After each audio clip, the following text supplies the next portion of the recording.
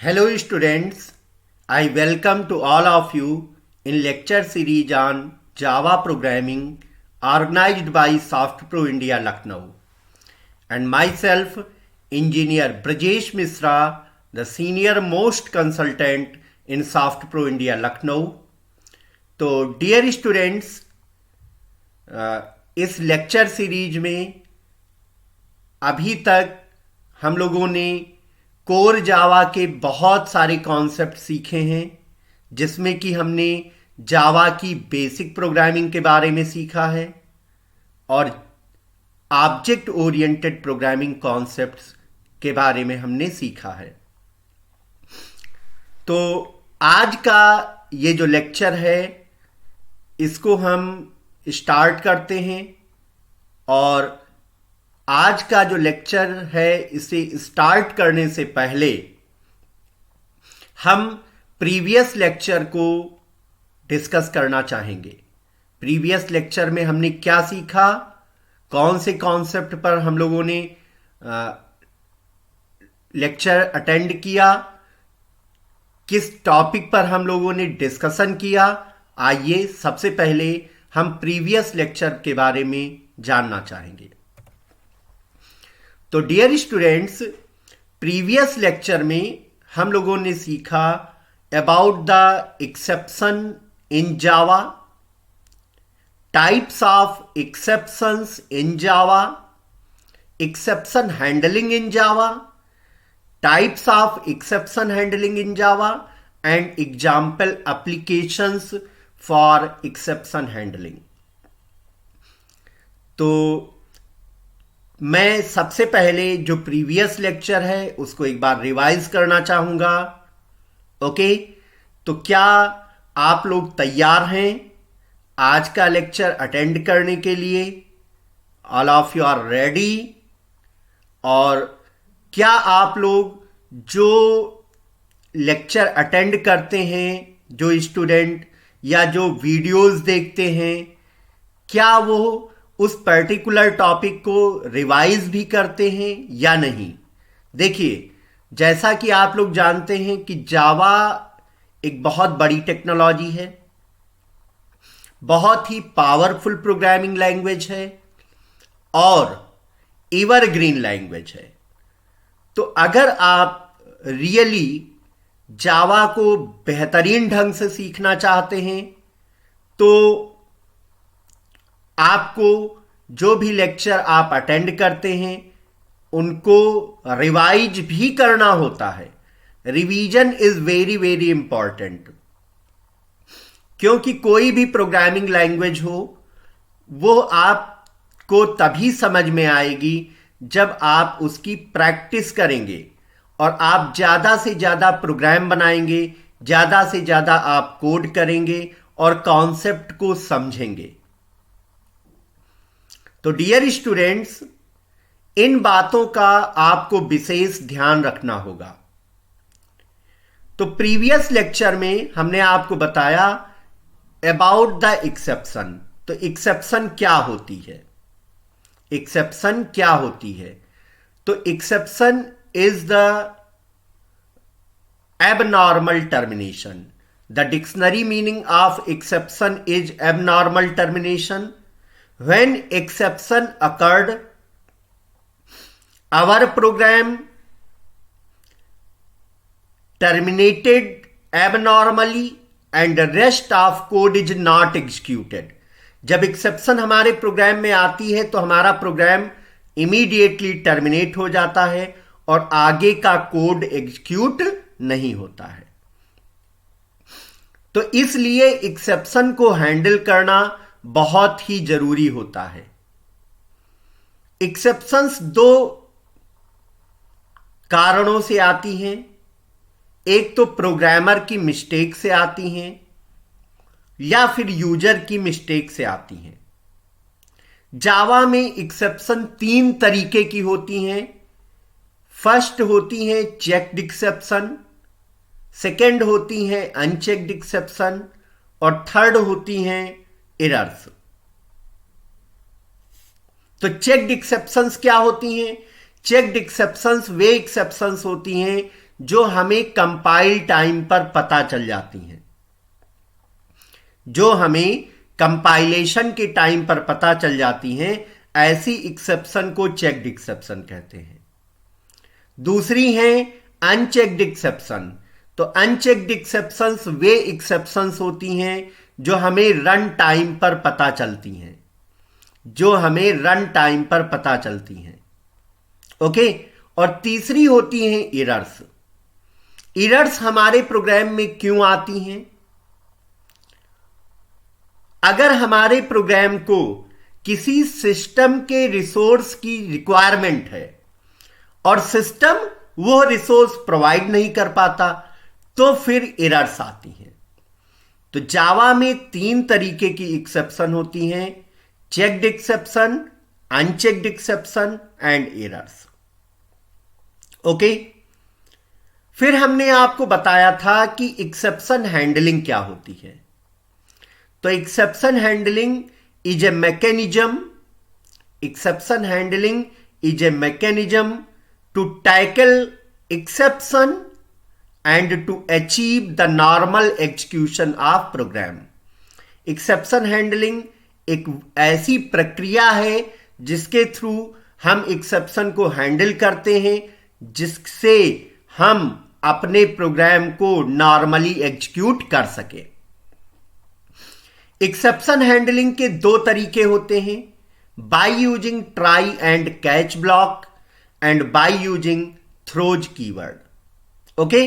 तो ये चीजें हमने लास्ट लेक्चर में आप लोगों को बताई थी। अब आइए आज के लेक्चर की शुरुआत करते हैं। आज के लेक्चर की शुरुआत करते हैं और आज हम कौन सा टॉपिक पढ़ने वाले हैं? तो आज हम पढ़ेंगे मल्टी थ्रेडिंग इन जावा। अब आप लोग जावा का फर्स्ट लेक्चर याद करिए। जावा के फर्स्ट लेक्चर में हमने आपको जावा के फीचर्स बताए थे। उन फीचर्स में हमने आपको बताया था कि जावा इज मल्टी थ्रेडेड, और उस समय हमने आपको बताया था कि जावा मल्टी थ्रेडिंग को सपोर्ट करती है, और मल्टी थ्रेडिंग का टॉपिक हम आगे आने वाले लेक्चर्स में आप सभी को एक्सप्लेन करेंगे। तो आज के लेक्चर में हम जानेंगे कि मल्टी थ्रेडिंग क्या होती है, मल्टी थ्रेडिंग और मल्टी टास्किंग में क्या डिफरेंस होता है, कितने तरीके से हम थ्रेड्स को क्रिएट कर सकते हैं। तो बेसिकली 2 प्रकार से हम थ्रेड्स को क्रिएट करते हैं। पहला बाय एक्सटेंडिंग थ्रेड क्लास, और दूसरा है बाय इंप्लीमेंटिंग रनेबल इंटरफेस। तो आइए आज का टॉपिक हम फुल एनर्जी से, मेहनत से सीखते हैं और अच्छे से सीखेंगे कॉन्सेप्ट ऑफ मल्टी थ्रेडिंग। तो without any delay I want to start today lecture.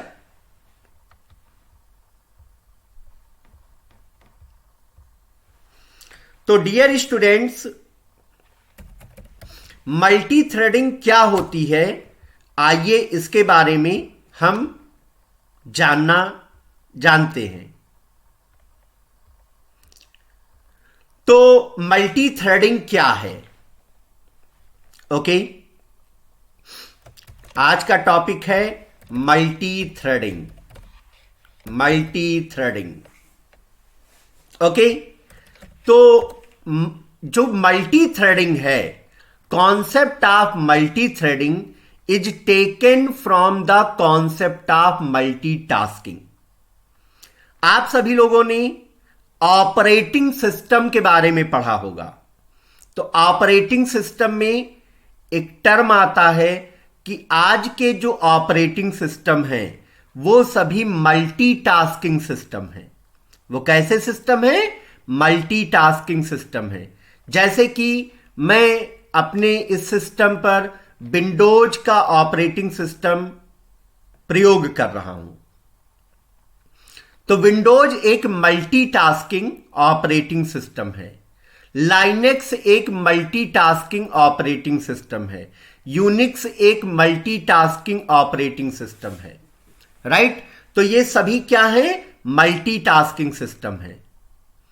तो मल्टी थ्रेडिंग का कॉन्सेप्ट कहां से लिया गया है, मल्टीटास्किंग से लिया गया है। Okay, so you can say the concept of multi threading is taken from the concept of multitasking.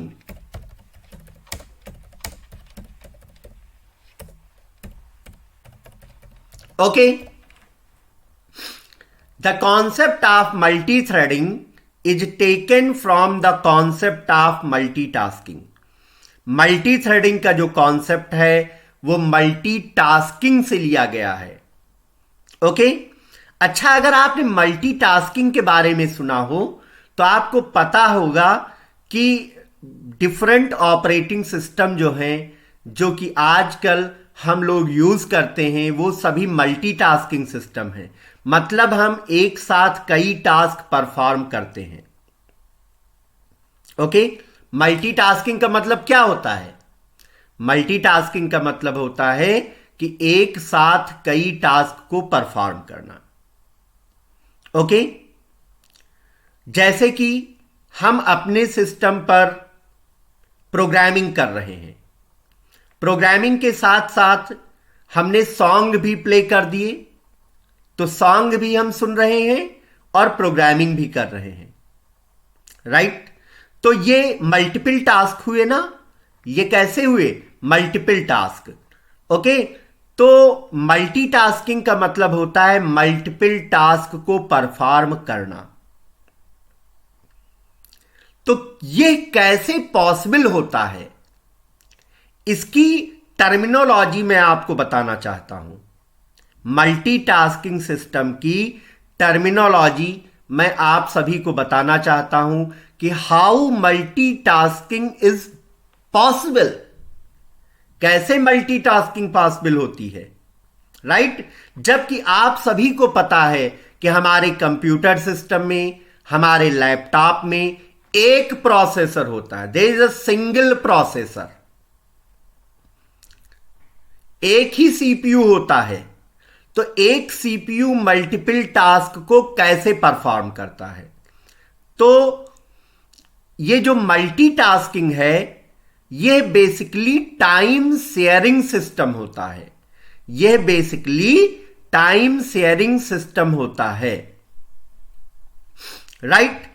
Time sharing system में क्या होता है कि मान लिया हमारे मेमोरी में मल्टीपल प्रोसेस हैं, मल्टीपल टास्क हैं, जैसे कि ये हमारी मेमोरी है और इस मेमोरी में 4 टास्क हैं, 4 प्रोसेस हैं। कौन कौन सी हैं, P1 है, P2 है, P3 है और P4 है। ये 4 प्रोसेस हैं हमारे सिस्टम में, राइट। हमारी मेमोरी में 4 प्रोसेस हैं, हमारे कंप्यूटर सिस्टम की मेमोरी में 4 प्रोसेस हैं, P1, P2, P3 और P4। सीपीयू को इन सभी प्रोसेस को एग्जीक्यूट करना है, राइट। तो सीपीयू तो एक है, तो जाहिर सी बात है कि एक प्रोसेसर एक बार में एक ही प्रोसेस को एग्जीक्यूट करेगा। तो मान लिया P1 प्रोसेस को एग्जीक्यूट करने के लिए 20 मिली सेकेंड्स की रिक्वायरमेंट है, P2 प्रोसेस को कंप्लीट होने के लिए 10 मिली सेकेंड की रिक्वायरमेंट है, P3 प्रोसेस को एग्जीक्यूट होने के लिए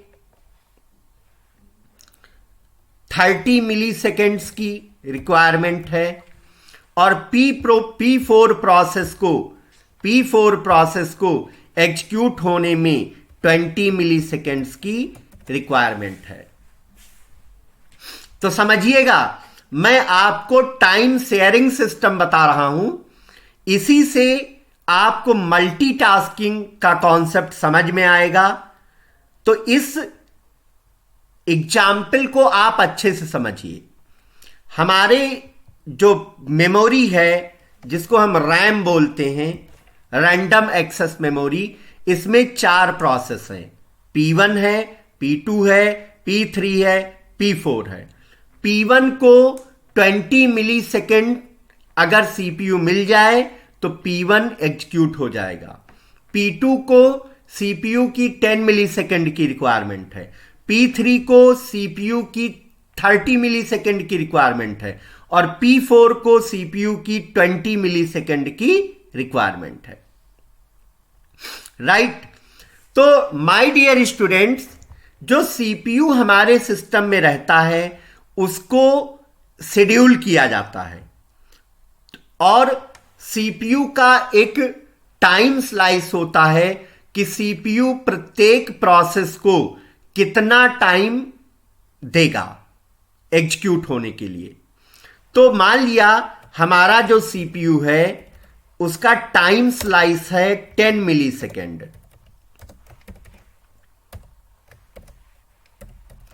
हमारे सिस्टम में जो सीपीयू लगा है वो 10 मिली सेकेंड एक प्रोसेस को समय देगा। तो कैसे ये चारों प्रोसेस एग्जीक्यूट होंगे? तो सीपीयू क्या करेगा? सबसे पहले P1 को पिक करेगा। किस प्रोसेस को पिक करेगा? P1 को। राइट। P1 प्रोसेस को पिक करेगा एग्जीक्यूशन के लिए और P1 प्रोसेस को वो 10 मिली सेकेंड तक प्रोसेस करेगा, क्योंकि सीपीयू को इस तरीके से शेड्यूल किया गया है कि वो प्रत्येक प्रोसेस को 10 मिली सेकेंड का समय देगा। तो सीपीयू ने P1 प्रोसेस को 10 मिली सेकेंड का टाइम दिया और P1 प्रोसेस को 10 मिली सेकेंड की और रिक्वायरमेंट है। राइट।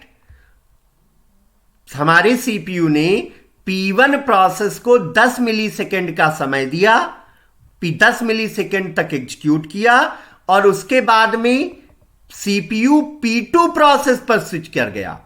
सीपीयू P2 प्रोसेस पर स्विच कर गया और P1 प्रोसेस को 10 मिली सेकेंड की और रिक्वायरमेंट है।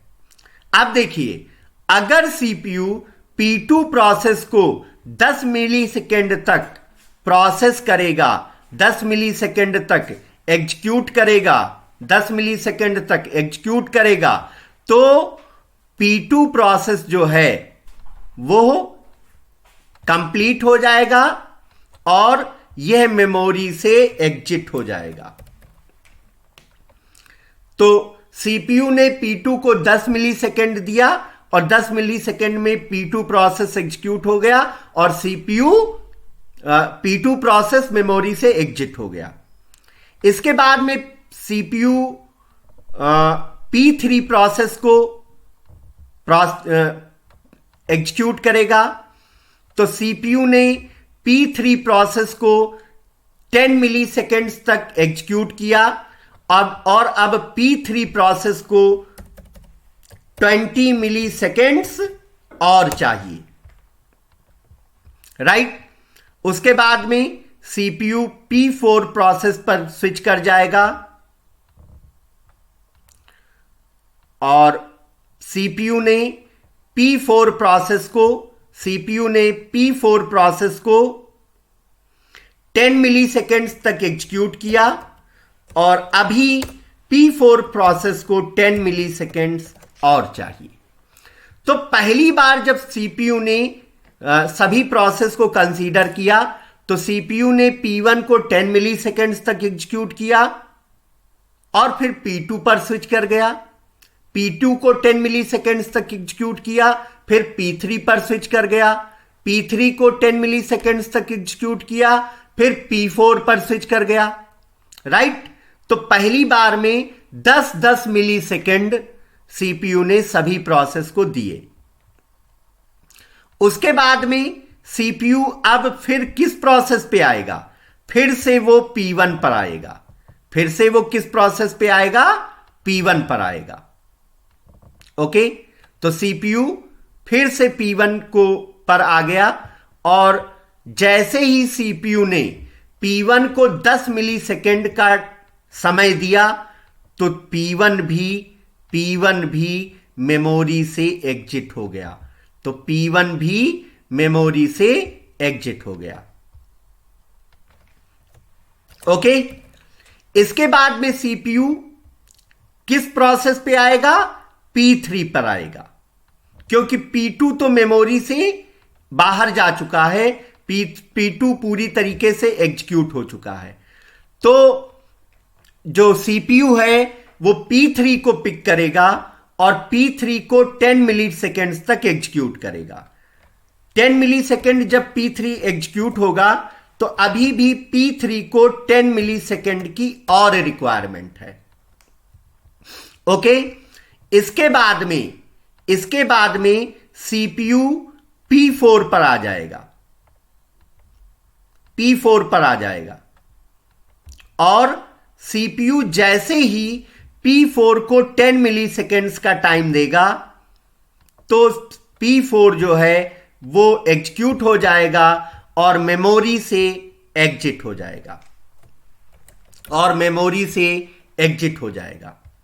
इसके बाद में फिर CPU P3 पर आएगा और P3 को जैसे ही CPU 10 मिली सेकेंड तक एग्जीक्यूट करेगा तो P3 भी कंप्लीट हो जाएगा और मेमोरी से एग्जिट हो जाएगा। तो आपने क्या देखा कि यह टाइम शेयरिंग सिस्टम है। CPU का एक पर्टिकुलर टाइम स्लाइस है। CPU प्रत्येक प्रोसेस को एक पर्टिकुलर टाइम देगा एग्जीक्यूट करने के लिए, फिर दूसरे प्रोसेस पर स्विच कर जाएगा। इस तरीके से CPU तो एक ही है, लेकिन वो एक प्रोसेस से दूसरी प्रोसेस पर स्विच कर रहा है और सभी प्रोसेस को एग्जीक्यूट कर रहा है, राइट? तो इसको बोलते हैं टाइम शेयरिंग सिस्टम। इसको क्या बोलते हैं? Time sharing system. तो वैसे तो CPU एक बार में एक ही प्रोसेस को एग्जीक्यूट कर रहा होता है, लेकिन CPU की स्विचिंग इतनी फास्ट होती है कि हम एनालाइज नहीं कर पाते। CPU प्रोसेसेस को एग्जीक्यूट करने के लिए एक प्रोसेस से दूसरी प्रोसेस पर स्विच करता है, लेकिन CPU की स्विचिंग इतनी फास्ट होती है कि हम उसे एनालाइज नहीं कर पाते और हमें लगता है कि हमारे सभी टास्क एक साथ एग्जीक्यूट हो रहे हैं।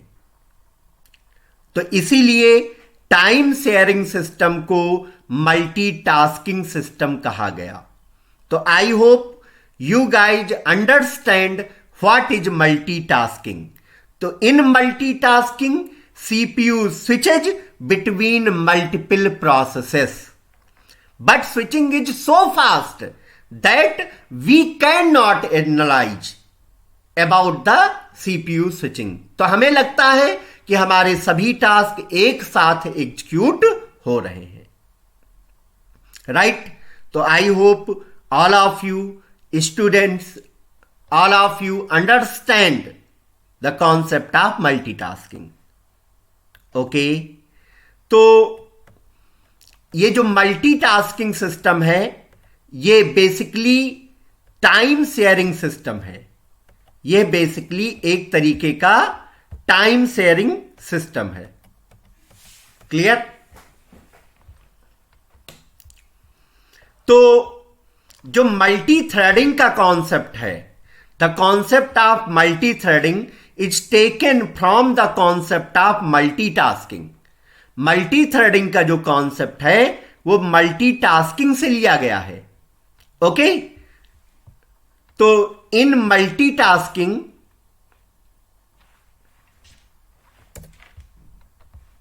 नेक्स्ट लाइन से लिख देता हूं। In multitasking system,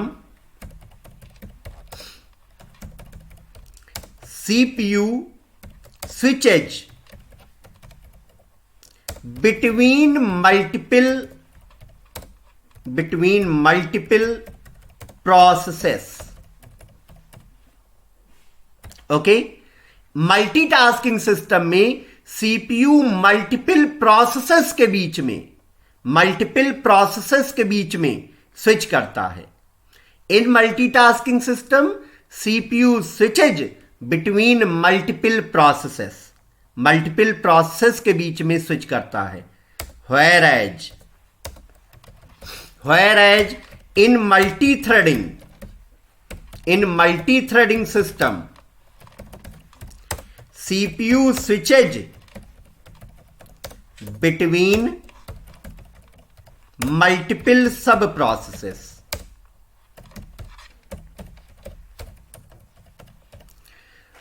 So what is the main difference between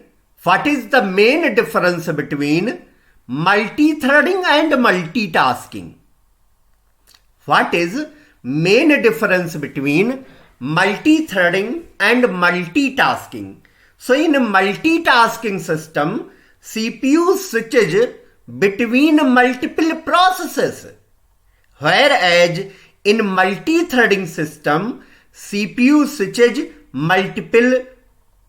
between multiple sub-processes. Okay? So sub-processes are called what? Sub-processes are called threads. Sub-processes are called thread. So what is multi-threading? The concept of multi-threading is taken from the concept of multitasking, and in multitasking system, CPU switches between multiple processes, whereas in multi-threading system, CPU switches between multiple sub-processes, which is called thread. Okay, so I hope you understand what is multi-threading and what is multitasking. Okay, now in Java, how you can create thread? Right? तो अभी आपने देखा कि multitasking system में CPU multiple process के बीच में switch करता है, और मल्टी थ्रेडिंग सिस्टम में सीपीयू मल्टीपल सब प्रोसेस के बीच में स्विच करता है. तो अगर हम मल्टीपल थ्रेड्स बनाते हैं, मल्टीपल सब प्रोसेस बनाते हैं, तो सीपीयू जब उनके बीच में स्विच करेगा तो हमें कुछ आउटपुट एक थ्रेड का मिलेगा, कुछ आउटपुट दूसरे थ्रेड का मिलेगा, फिर कुछ आउटपुट एक थ्रेड का मिलेगा, फिर कुछ आउटपुट दूसरे थ्रेड का मिलेगा. ओके, इस तरीके से सीपीयू स्विच करेगा. राइट? तो थ्रेड्स को हम कितने तरीके से क्रिएट कर सकते हैं, लेकिन थ्रेड क्रिएशन से पहले मैं मल्टी थ्रेडिंग का एडवांटेज बताना चाहूंगा. मल्टी थ्रेडिंग में सीपीयू मल्टीपल सब प्रोसेस के बीच में स्विच करता है. तो हम किन एप्लीकेशंस में मल्टी थ्रेडिंग का यूज कर सकते हैं? तो जैसे कि आप कोई चैटिंग का एप्लीकेशन बनाना चाहते हैं, इंस्टेंस मैसेजिंग का एप्लीकेशन बनाना चाहते हैं, तो वहां पर आप मल्टी थ्रेडिंग का यूज कर सकते हैं. तो डियर स्टूडेंट, अब हम देखेंगे how to create threads.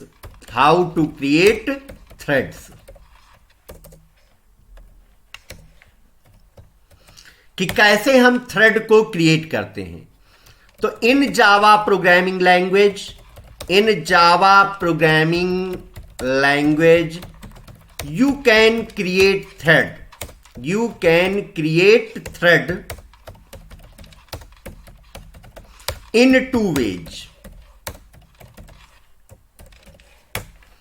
In Java programming language, you can create thread in two ways. Java programming language में आप किसी थ्रेड को दो तरीके से क्रिएट कर सकते हैं। फाइन, दो तरीके से क्रिएट कर सकते हैं। पहला तरीका, by extending thread class, by extending thread class, thread class को इनहेरिट करके। एक्सटेंडिंग का मतलब क्या होता है? एक्सटेंड का मतलब क्या होता है? इनहेरिट करके। एक्सटेंडिंग का मतलब होता है इनहेरिटिंग, इनहेरिटिंग। तो बाय एक्सटेंडिंग और inheriting thread class in Java programming language you can create thread in two ways. Java programming language में थ्रेड को आप दो तरीके से क्रिएट कर सकते हैं। पहला तरीका, बाय एक्सटेंडिंग थ्रेड क्लास। दूसरा तरीका, by implementing runnable interface, by implementing runnable interface. Guys, आप लोग जानते हैं कि हम क्लास को इनहेरिट करते हैं और इंटरफेस को इंप्लीमेंट करते हैं। ओके, तो इंटरफेस का कॉन्सेप्ट हमने आपको पढ़ाया है और इनहेरिटेंस भी पढ़ाया है। दोनों कॉन्सेप्ट आपको पता है। अगर आपने ये दोनों कॉन्सेप्ट पढ़े हैं तो आप बहुत आसानी से इस मल्टी थ्रेडिंग को समझ पाएंगे, राइट? तो एक बार मैं बहुत ही शॉर्ट टाइम में इस मल्टी थ्रेडिंग को दोबारा समझाना चाहूंगा कि concept of multi threading is taken from the concept of multitasking. In multitasking system, CPU switches between multiple processes, whereas in multi-threading system, CPU switches between multiple sub-processes, and sub-processes are called thread. In Java programming language, you can create thread in two ways. First, by inheriting thread class. Second, by implementing runnable interface. तो आइए thread create करने का पहला तरीका देखते हैं कि हम किस तरीके से थ्रेड को क्रिएट कर सकते हैं। क्लियर? तो पहला तरीका देखिए, creation of thread by extending thread class।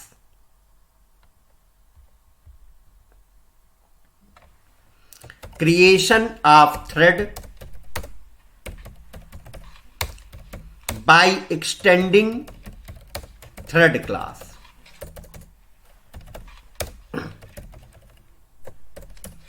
Okay, तो in Java you can create thread by extending thread class and by overriding run method of thread class। Overriding आप लोगों ने पढ़ी है पॉलीमॉर्फिज्म वाले टॉपिक में। पॉलीमॉर्फिज्म के टॉपिक में आपने मेथड ओवरराइडिंग पढ़ी है। मेथड ओवरराइडिंग में हमने आप लोगों को बताया था कि rewriting of base class method, rewriting of base class method into derived class is called method overriding। Rewriting of base class method into derived class is called method overriding। तो हम कैसे थ्रेड को क्रिएट कर सकते हैं, यह पहला तरीका मैं आपको बता रहा हूं कि creation of thread by extending thread class, कि कैसे आप थ्रेड क्लास को इनहेरिट करके थ्रेड क्रिएट कर सकते हैं। तो आपको अगर यह तरीका अपनाना है, आपको थ्रेड क्रिएट करने का यह तरीका अपनाना है, तो आपको क्या करना होगा, थर्ड क्लास को इनहेरिट करना होगा और थर्ड क्लास में एक रन मेथड है उसको ओवरराइड करना होगा। ओके, तो if you want to create thread, if you want to create thread, okay, by extending thread class, then you need to extend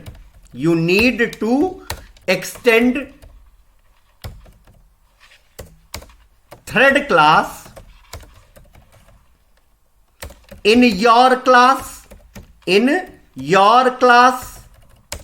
and override run method of thread class. Okay, so if you want to create thread by extending thread class, then you need to extend thread class in your class and override run method of thread class. अगर आप thread class को inherit करके user defined thread बनाना चाहते हैं तो आप पहले thread class को अपनी बनाई हुई क्लास में इनहेरिट करना होगा और थ्रेड क्लास के अंदर एक रन मेथड है उसको ओवरराइड करना होगा। मैं इसका सिंटैक्स बताना चाहूंगा, ध्यान दीजिएगा। मान लिया हमने एक क्लास बनाई और क्लास का नाम दिया माई थ्रेड। ओके, अब इस क्लास में हम थ्रेड क्रिएट करना चाहते हैं या इस क्लास को हम एज द थ्रेड यूज करना चाहते हैं। तो हमें क्या करना होगा कि जो हमने क्लास बनाई है, माई थ्रेड नाम की जो क्लास बनाई है, इसमें हम इनहेरिट करेंगे थ्रेड क्लास को और थ्रेड क्लास में एक मेथड है रन मेथड, उसको ओवरराइड करेंगे। तो इस क्लास में हम थ्रेड रन मेथड को ओवरराइड करेंगे। तो here we override run method of thread class. यहां पर हम थ्रेड क्लास के रन मेथड को ओवरराइड करेंगे। कैसे ओवरराइड करेंगे? लिखेंगे public void run. Okay, and inside this run method here you can write code of your thread।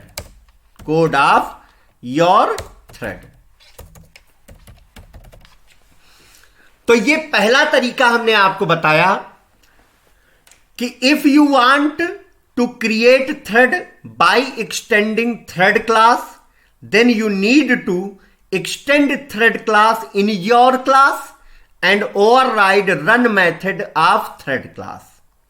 यहां पर मेथड ओवरराइडिंग यूज किया गया है। तो जैसे कि हमने यहां पर एक क्लास बनाई माई थ्रेड, इस क्लास में हमने इनहेरिट किया थ्रेड क्लास को। थ्रेड क्लास में एक रन मेथड है, थ्रेड क्लास में एक रन मेथड है, उसको हमने ओवरराइड किया और इस रन मेथड के अंदर हमने अपना कोड लिखा। Okay, so this is the first way to create the thread. Okay, तो आइए अब हम एक प्रोग्राम के थ्रू समझते हैं कि how we can create thread by extending thread class.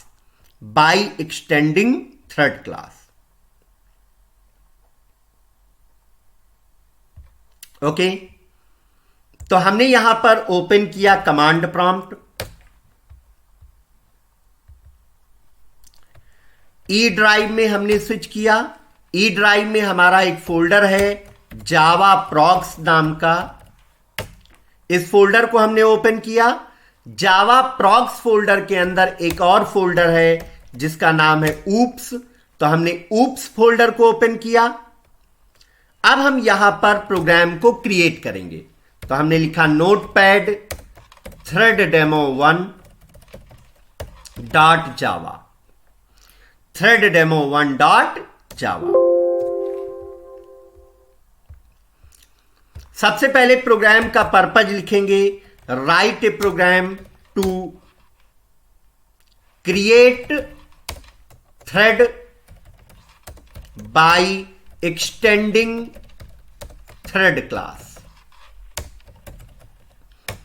Write a program to create thread by extending thread class। Okay, तो चलिए स्टार्ट करते हैं। अब हम एक यहां पर थ्रेड क्रिएट करेंगे। थ्रेड का नाम हम देंगे माई थ्रेड। तो उसके लिए हम एक क्लास बनाएंगे। हमने लिखा class my thread x tends thread. अब इस थ्रेड क्लास में, जो थ्रेड क्लास हमने इनहेरिट की है, इस थ्रेड क्लास में एक मेथड है रन मेथड, जिसे हमें ओवरराइड करना है। तो उस मेथड को हम ओवरराइड करेंगे। तो हमने यहां पर लिखा public void run. Okay, run एक मेथड है जो किस क्लास में है? थ्रेड क्लास में है। इस मेथड को ओवरराइड किया गया है। तो here we override run method of thread class. Right, आपको जो भी कोड लिखना है, आपको जो भी कोड लिखना है अपने थ्रेड का, वो इसी रन मेथड के अंदर आप लिखेंगे। वो कहां लिखेंगे? वो इसी रन मेथड के अंदर आप लिखेंगे। तो हम क्या करना चाहेंगे? हम यहां पर इस थ्रेड में 1 से लेकर के 50 तक के नंबर प्रिंट करना चाहेंगे। To print the numbers from 1 to 50। तो हमने यहां पर एक इंट टाइप का वेरिएबल लिया i और फॉर लूप यूज किया। For i equal to 1, i is less than r equal to 50, semicolon i plus plus. ये फॉर लूप हमने चलाया कितने टाइम? 50 टाइम्स। और यहां पर हम 1 से लेकर के 50 तक के नंबर्स को प्रिंट कर रहे हैं। तो फॉर लूप के अंदर हमने लिखा system.out.println और ब्रैकेट में हमने पास किया i।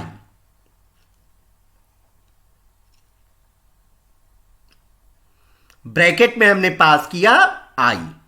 तो ये जो हमने थ्रेड क्रिएट किया है, यह थ्रेड 1 से लेके 50 तक के नंबर को प्रिंट करेगा।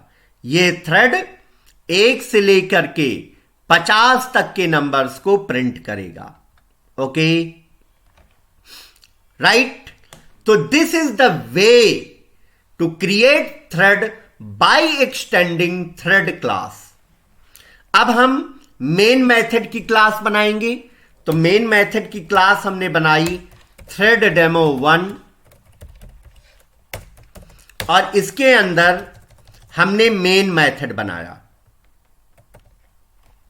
हमने लिखा पब्लिक स्टैटिक वाइड मेन, और मेन मेथड में हमने स्ट्रिंग टाइप की अरे पास की। सो this is the main method. अब इस मेन मेथड से हम अपने थ्रेड को कॉल करेंगे। इस मेन मेथड से हम अपने थ्रेड को कॉल करेंगे। Understand? We call our thread. तो अगर आपको स्टार्ट करना है थ्रेड को, माई थ्रेड को स्टार्ट करना है, तो सबसे पहले आप माई थ्रेड का ऑब्जेक्ट बनाएंगे। तो हमने लिखा my thread empty equal to new my thread,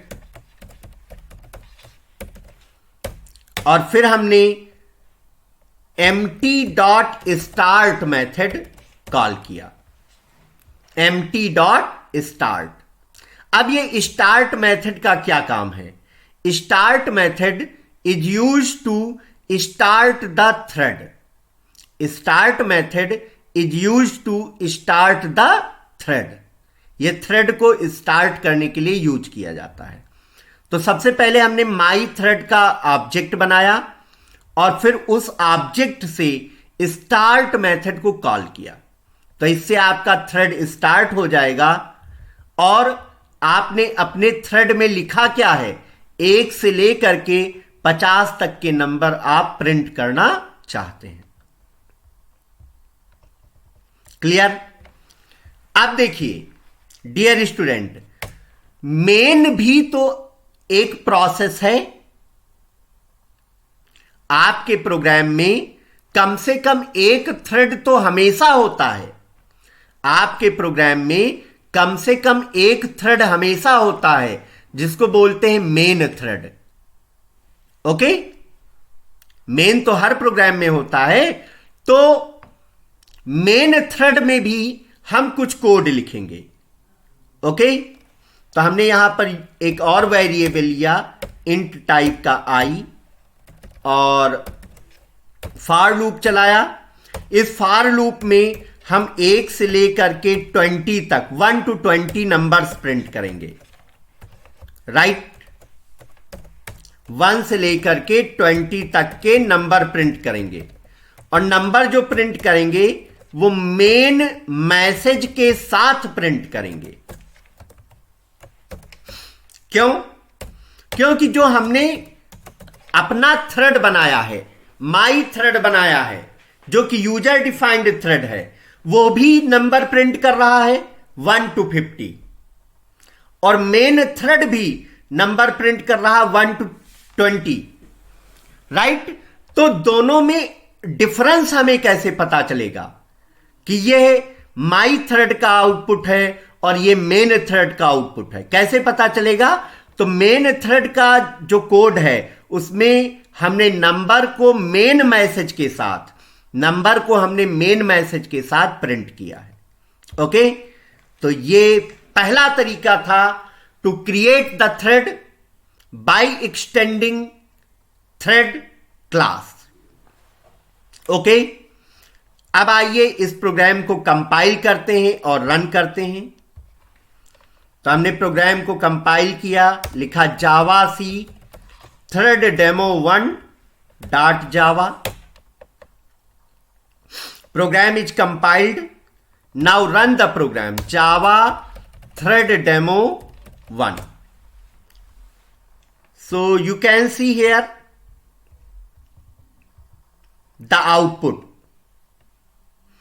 तो देखिए पहले मेन का कोड रन हुआ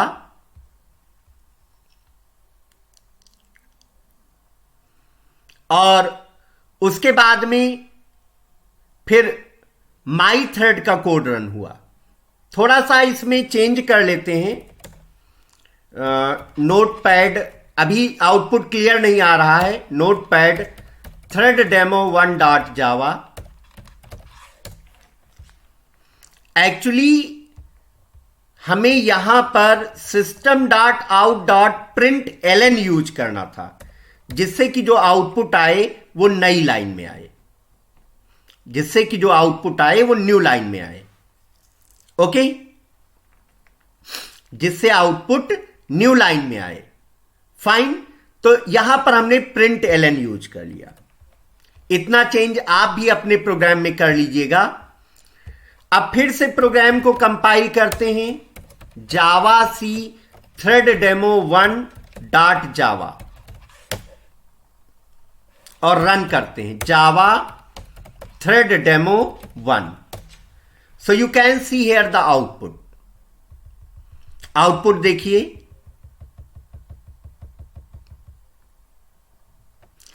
तो पहले मेन थ्रेड एग्जीक्यूट हुआ। मेन के जो नंबर्स हैं वो 1 से लेके 8 तक प्रिंट हुए। उसके बाद में फिर हमारा माई थ्रेड एग्जीक्यूट हुआ, उसमें 1 से लेके 50 तक के नंबर प्रिंट हुए और उसके बाद में फिर मेन थ्रेड 9 से लेके 20 तक प्रिंट हुआ।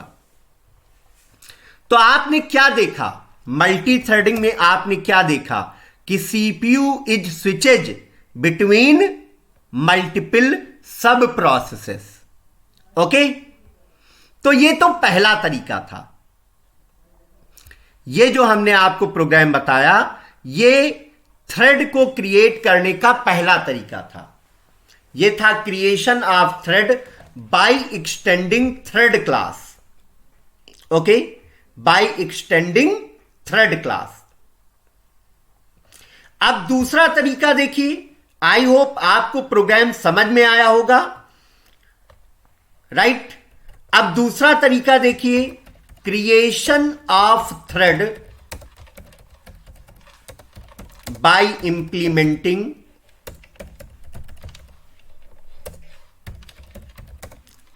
Runnable interface.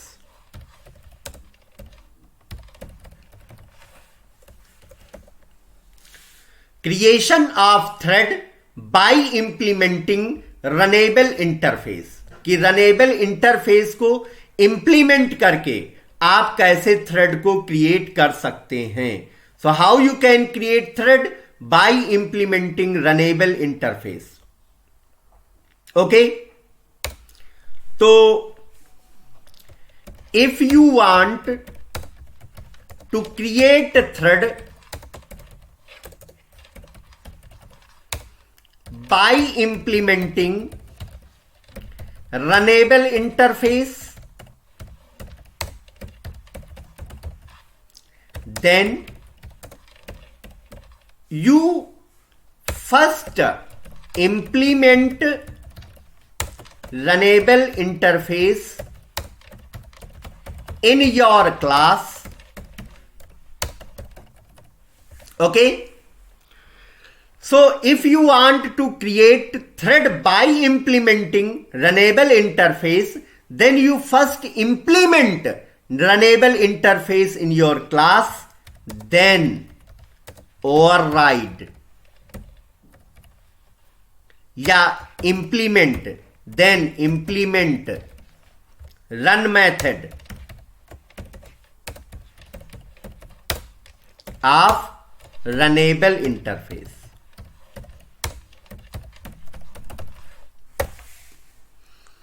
So guys, this is the second way how to create thread by implementing runnable interface. So guys, if you want to create thread by implementing runnable interface, then you first implement runnable interface in your class, then override or implement run method of runnable interface. Okay, कैसे करेंगे? Syntax देखिए। जैसे कि हमने एक class बनाई thread1 और इसमें हमने इंप्लीमेंट किया रनेबल इंटरफेस को, तो कैसे कोड लिखेंगे? लिखेंगे क्लास थ्रेड1 इंप्लीमेंट्स इंटरफेस को हम क्या करते हैं? इंप्लीमेंट करते हैं। तो class thread one implements runnable, class thread one implements runnable. अब रनेबल मेथड में, रनेबल इंटरफेस में रन मेथड है जिसे हमें इंप्लीमेंट करना है। तो अगर आपको जो भी कोड आपको अपने थ्रेड का कोड है उसे आपको लिखना है, तो उसको आप कहां लिखेंगे? रन मेथड के अंदर लिखेंगे। तो यहां पर लिखेंगे public void run, and here you write code of your thread. Okay, so this is the second way to create a thread, creation of thread by implementing runnable interface.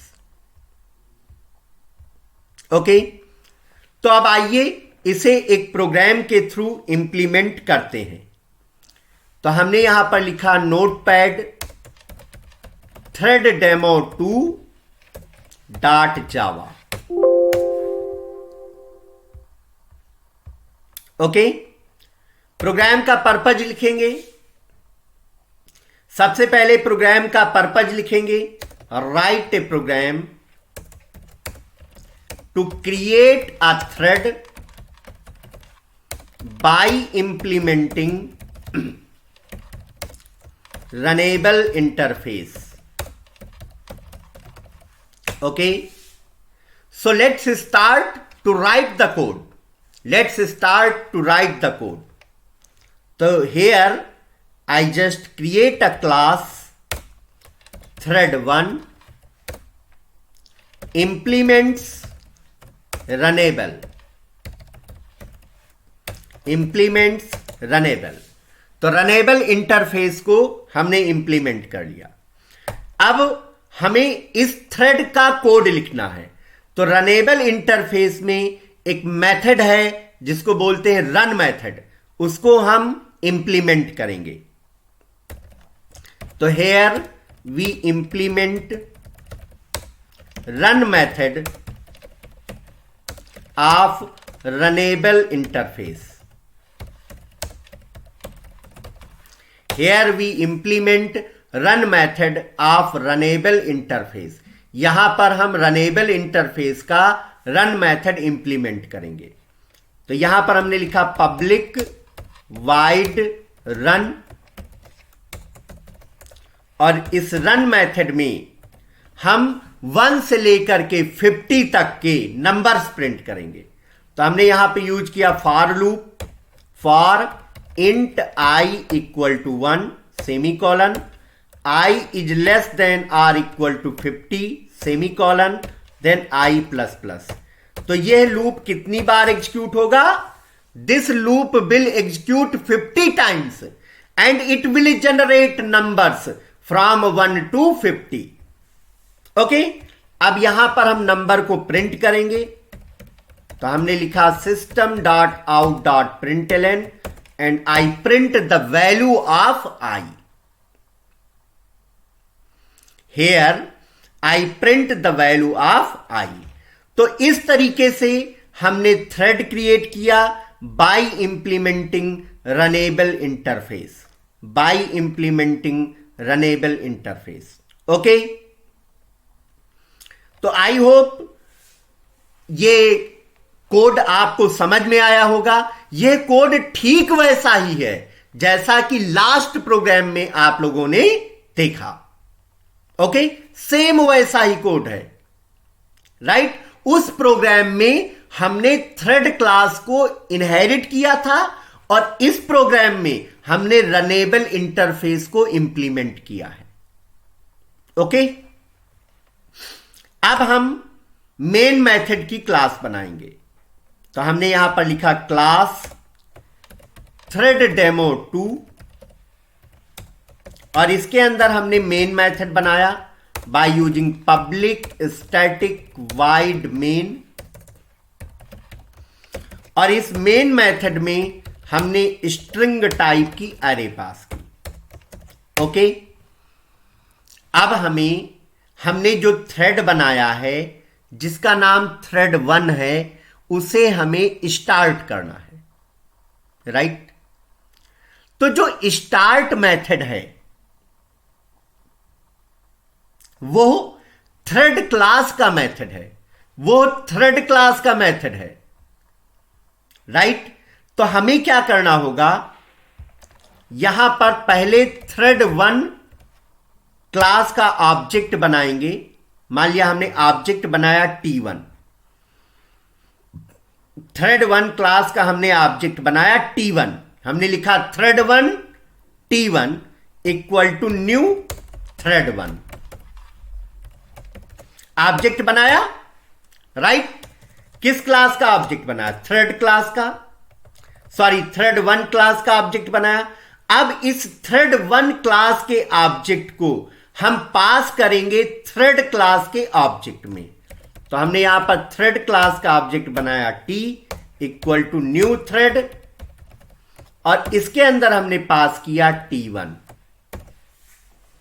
इसके अंदर हमने पास किया T1। So in this way we make the thread। अब हम यहां पर लिखेंगे T dot start. तो इस तरीके से हमने जो थ्रेड क्रिएट किया है वो स्टार्ट हो जाएगा, उसका एग्जीक्यूशन स्टार्ट हो जाएगा। अब हमें क्या करना चाहिए? अब हमें मेन थ्रेड में भी कोड लिखना है, मेन मेथड में भी अलग कोड लिखना है। तो मेन मेथड में हम 1 से लेकर के 20 तक के नंबर्स प्रिंट करेंगे विद मेन मैसेज। तो हमने यहां पर लिखा फॉर लूप यूज किया, int i equal to 1 semicolon i is less than or equal to 20 semicolon and i plus plus. और यहां पर हम आई की वैल्यू प्रिंट करेंगे विद मेन मैसेज। तो हमने यहां पर लिखा system dot out dot println main plus आई।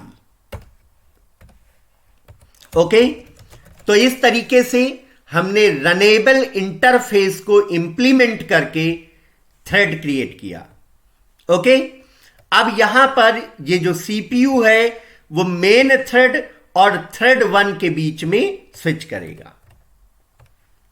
तो इस तरीके से ये प्रोग्राम कंप्लीट हो गया है।